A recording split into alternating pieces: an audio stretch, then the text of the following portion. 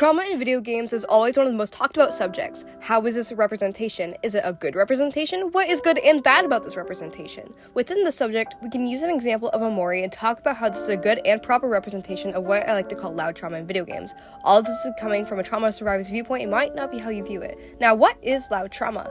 Loud trauma is when it's present and visible and obvious. This can be in forms of symbolism, or watching it happen, or the game's discussing it. In Omori, if you've never seen it before, you are suffering the loss of your dead sister in which you blame yourself for, when in reality, it's not your fault, it's your best friend. You have an argument with your sister in which you push her down the stairs and chase after her, acting out on your impulses. Your best friend is a witness and has you stated as a suicide, which she was alive during the fall. You blame yourself and distance yourself from your best friend, not knowing how to talk about any of this with anyone, not even your own friends or family. You still consider yourself at fault. After all, you did push her down the stairs, but you were 12 years old and you had anger issues, and you had an impulse. She was still alive, but your best friend is the one that made you do it, and you felt obligated to do everything that he said. This trauma is represented in the form of something. Something is a shape of a raindrop upside down with a sideways eye right in the middle. This is a symbol of what you last saw, which her eye was peeking through her hair, looking right back at you.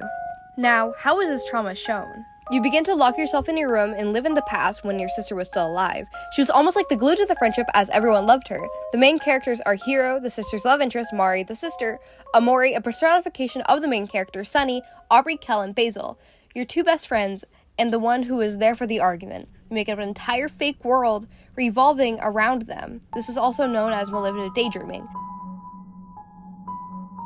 Maladaptive daydreaming. Defined as a coping mechanism for trauma survivors where they make a false reality within their brain. This could be an alternate reality, a dream reality, or a reality from the past before the trauma happened that they enjoy.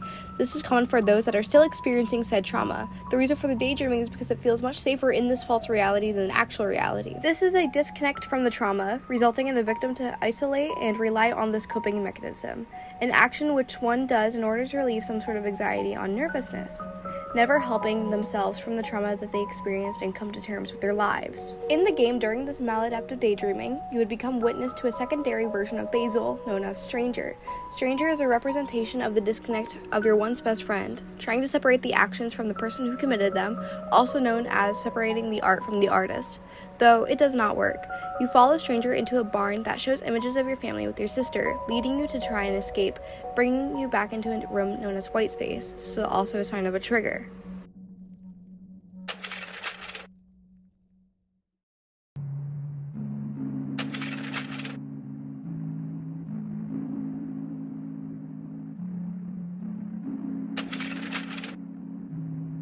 White space is a room with you, a computer, a sketchbook, and Mewo, a cat that was gifted to you for your birthday.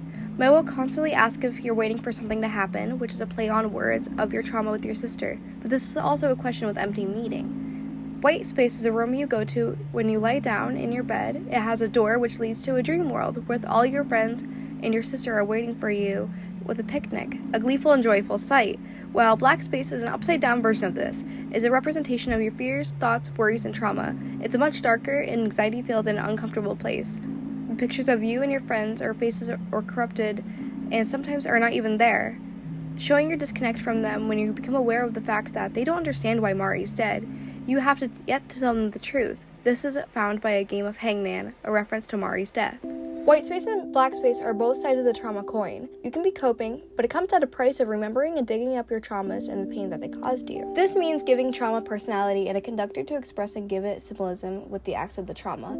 As discussed earlier, it doesn't have to be said to show trauma, but what are these symbols? Something is an obvious one. Something follows you around and appears behind you when you stare at yourself in the mirror. We can also find Stranger, your disconnect from your best friend. We see a tree up here a few times within secret Easter egg-based areas. This is showing Mari's death spot. Omori himself is one, a representation of self-disconnection.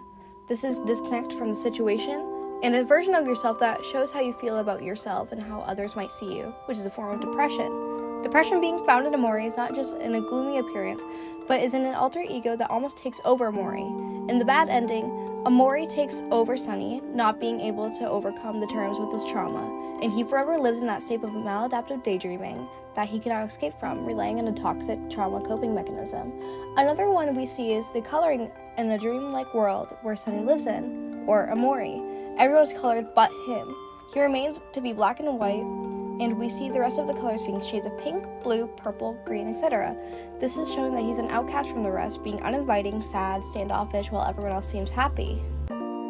Sunny's characteristics are interesting. Throughout the story, we always see Sunny with a calmer appearance. This could be assumed that he's always had depression and something that you can just be born with, but ignoring that, in the game he never talks. This could be like Hello Kitty, where your actions shine more than just words, but what you do throughout this game does affect the ending.